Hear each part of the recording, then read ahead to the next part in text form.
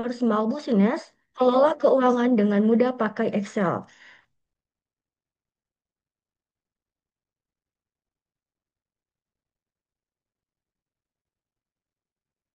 Next,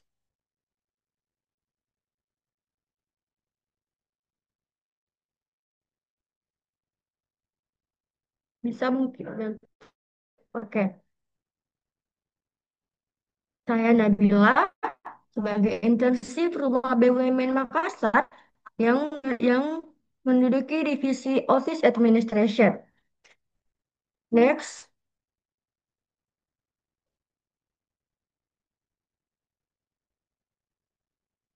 adapun tujuan pelatihan kita pada siang hari ini yaitu untuk mengenal dasar-dasar akuntansi untuk UMKM, kemudian mempelajari dasar shortcut dan rumus Excel, mempelajari cara mencatat transaksi dengan Excel, dan rumus dan shortcut Excel praktis.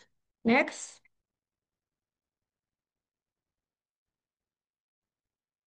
kenapa sih akuntansi itu penting untuk UMKM? Nah, adapun penjelasannya yaitu next.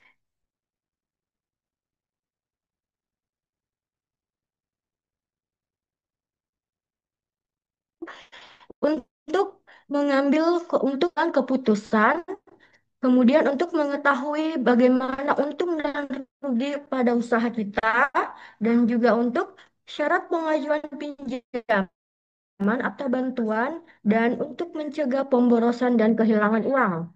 Next,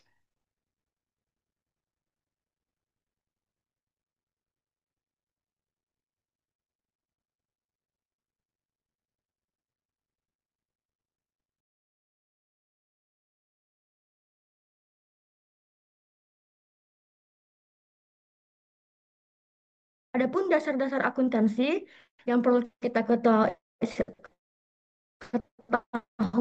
secara basic yaitu ada taxation, balance, planning, strategi, experience, dan investment.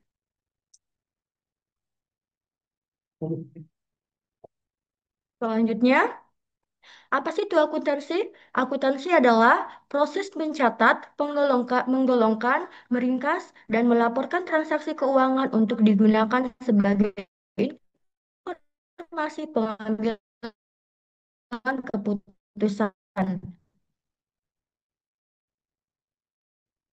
Next,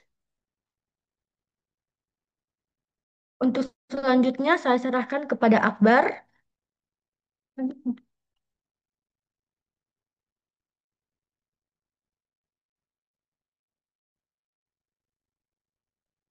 Halo, apakah suara saya terdengar jelas?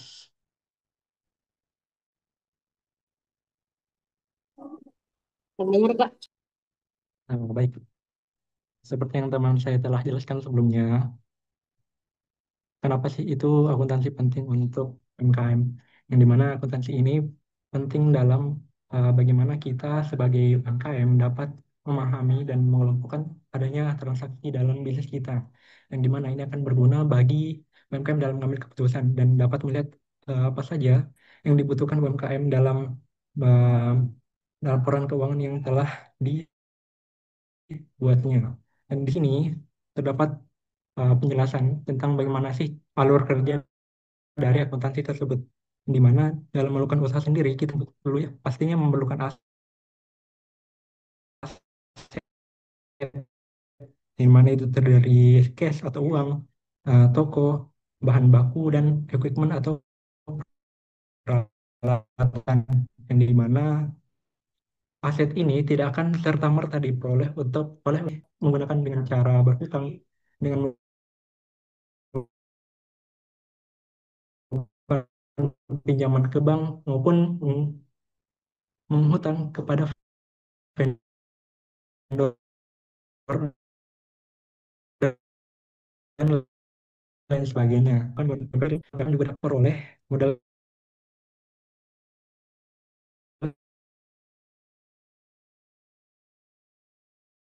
ya, dari investor. Next, nanti yang normalnya itu kewajiban ditambah. aset ini terdiri dari aset tetap dan boleh di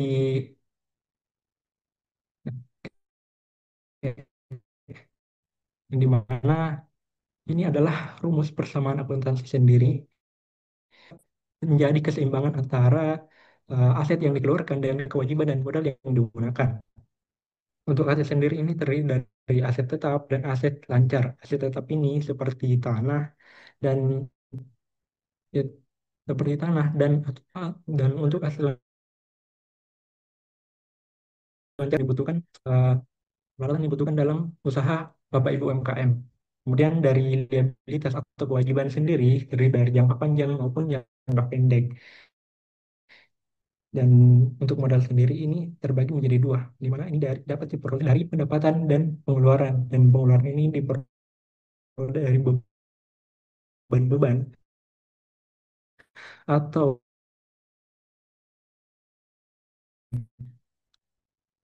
nah, di sini terdapat kelompok akun, di mana terdiri dari aset, kewajiban, modal, pendapatan, dan beban. Nah, di sini terdapat jenis transaksinya. Ada yang namanya debit dan kredit. Untuk akun aset sendiri itu apabila jika dia bertambah pada sisi debit, maka saldo normalnya berkurang. Dan untuk saldo normalnya dari aset sendiri itu ada di posisi debit.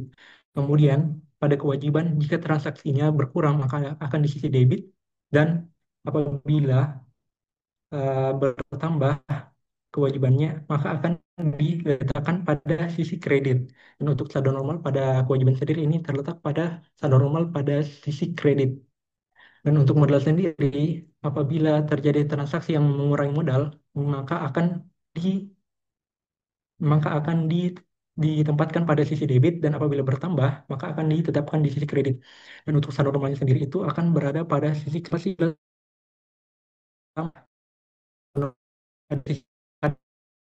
karena modal yang digunakan tidak serta kita gunakan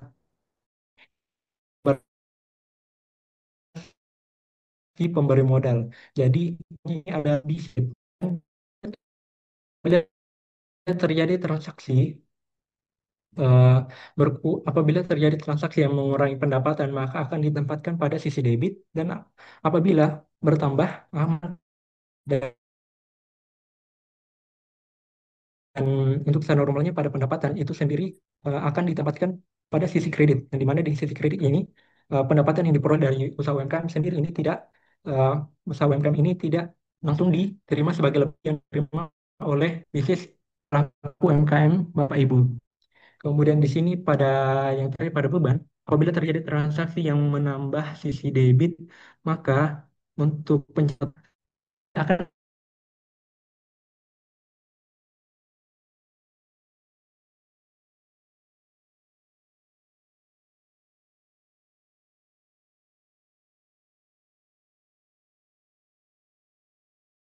sisi debit karena untuk utang atau beban yang telah dikeluarkan oleh UMKM, maka ini tidak akan menjadi beban bagi UMKM itu sendiri eh, setelahnya. Nah, kenapa Bapak Ibu pelaku UMKM perlu memahami transaksi ini karena nantinya pada bisnis Bapak Ibu sekalian eh, kelompok-kelompok akun ini pastinya akan berguna bagi Bapak Ibu karena bagaimana Bapak Ibu dapat memahami eh, apa saja transaksi yang Ibu keluarkan dan bagaimana penempatannya yang mengurangi modal Bapak Ibu bisnis Bapak Ibu sekalian dan apa yang menambah dari sisi modal Bapak Ibu sekalian dalam menjalankan bisnis Bapak Ibu sekalian. Nah, next.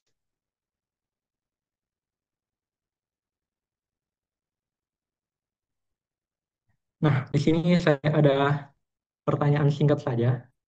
Jika berdasarkan yang telah saya jelaskan sebelumnya, di sini ada tiga pertanyaan. Di mana apabila kas bertambah Rp50.000, yang kedua apabila hutang dagang dibayarkan sebesar Rp300.000, dan pengeluaran untuk bensin itu sebesar Rp100.000. Nah, ini posisinya di debit atau di kredit seperti yang saya jelaskan sebelumnya. Apakah ada dari peserta sini yang mau menjawab atau tidak ada?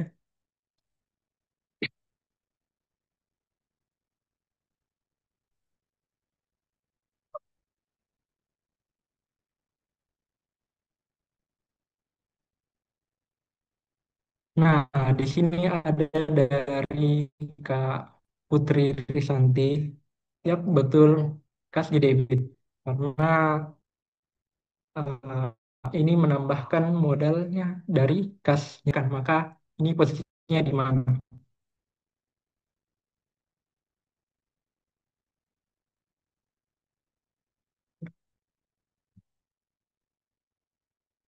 Nah, sepertinya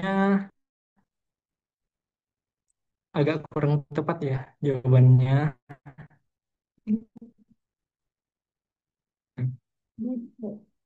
Untuk hutang dagang sendiri itu akan bertambah di sisi debit karena mengurangi kasnya. Jadi gerakan itu akan terletak pada sisi debit. Begitu Kak, Kak Putri Risanti. Kemudian yang ketiga, pengeluaran untuk bensin sebesar 100.000. Ya, jawabannya di debit. Ya, betul. Pengeluaran untuk bensin di debit karena di kreditnya akan ditulis sebagai kas karena mengurangi karena biaya yang dikeluarkan untuk bensinnya. Boleh di next Kak untuk jawabannya. Nah, betul. Ini jawabannya untuk kas bertambah sebesar 50.000 itu akan posisinya pada sisi debit. Kemudian untuk utang dagang yang dibayarkan akan sebesar 300.000 akan dicatatnya pada sisi debit. Kemudian untuk kreditnya itu akan dicatat sebagai kas yang digunakan untuk membayar utang dagang yang dibayarkan. Kemudian untuk yang pengeluaran untuk bensin, maka akan dicatat juga pada sisi debit. Dan kasnya akan dicatat pada sisi kredit yang digunakan untuk membayar pengeluaran untuk bensin. Oke, lanjut Kak. Next.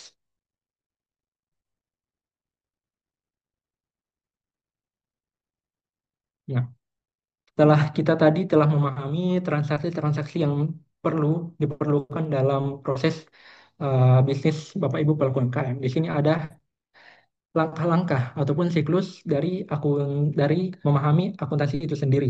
Yang di pertama, kita akan memahami pada step identifikasi transaksi. Apakah ini masuk pada pengeluaran ataupun ada bertambah pada sisi asetnya maupun juga ada dari sisi kredit ataupun hutang yang dikeluarkan. Dari dari identifikasi transaksi tersebut maka akan dicatat di jurnal umum. Nah, di jurnal umum ini akan terdiri dari tanggal, keterangan pengeluaran, ref. Ref ini adalah nomor akun untuk setiap akun yang dikeluarkan seperti aset tadi, aset, liabilitas dan modalnya yang akan dicatat apabila masuk pada sisi debit dan juga apabila masuk pada sisi kredit. Dan kemudian dari jurnal tersebut akan diposting ke buku besar. Nah, di buku besar ini akan dibagi lagi untuk setiap kategorinya, yang mana itu termasuk yang mana untuk yang termasuk pada aset, yang mana termasuk pada perlengkapan, yang mana masuk ke modalnya, dan yang mana masuk ke penjualannya, dan lain-lain sebagainya. Nah, dari buku besar sendiri ini akan dikelompokkan lagi melalui neraca lajur. Di neraca lajur ini akan dicatat semua transaksi-transaksi dari persamaan dasarnya yang terdiri dari aset itu sama dengan eh, kewajiban ditambah dengan modalnya. Dan dari situ didapatkan berapa tingkat eh, berapa nilai balance dari nilai aset dan nilai kewajiban yang ditambah dengan nilai modalnya. Apabila tidak balance, bisa saja ada kekeliruan pada saat menghitungnya, dan apabila balance belum tentu juga benar, karena bisa jadi ada kekeliruan juga pada saat mencatat atau mengidentifikasi transaksi keuangannya. Dari situ, dari neraca lajur ini akan dihasilkan laporan keuangan. Laporan keuangan ini sendiri terbagi menjadi 5. Yang pertama itu terdiri dari laporan laba rugi, laporan perubahan modal, laporan posisi keuangan, laporan dan laporan neraca, dan catatan atas laporan keuangannya. Catatan atas laporan keuangan. Nah, di laporan laba rugi sendiri ini terdiri dari semua pendapatan yang telah diperoleh dikurangi dengan beban-bebannya. Kemudian di perubahan modal ini akan dihitung dari pada tanggal pertama dimulai bisnis, eh, tanggal pertama pencatatan laporan keuangannya dicatat itu pada misalnya pada tanggal 1 Januari itu dicatat pada awalnya, kemudian akhir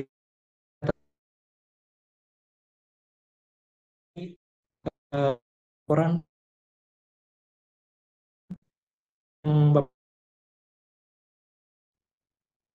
kemudian di posisi keuangan itu mulai diklasifikasikan antara aset, kemudian dengan apa eh, yang ada pada yang ada pada sisi liabilitasnya dan kewajiban. Disitulah dinilai apakah aset nilai total asetnya dengan nilai total liabilitas dan modalnya itu balance antara nilai aset dan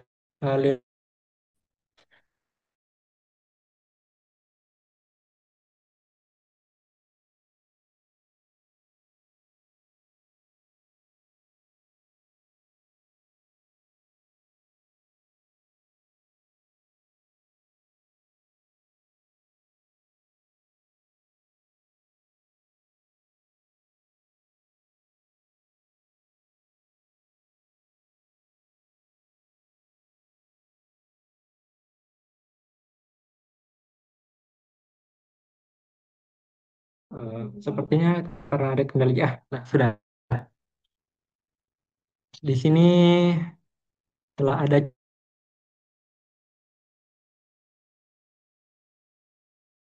untuk laporan laba rugi sendiri ini yang telah selesai. Kemudian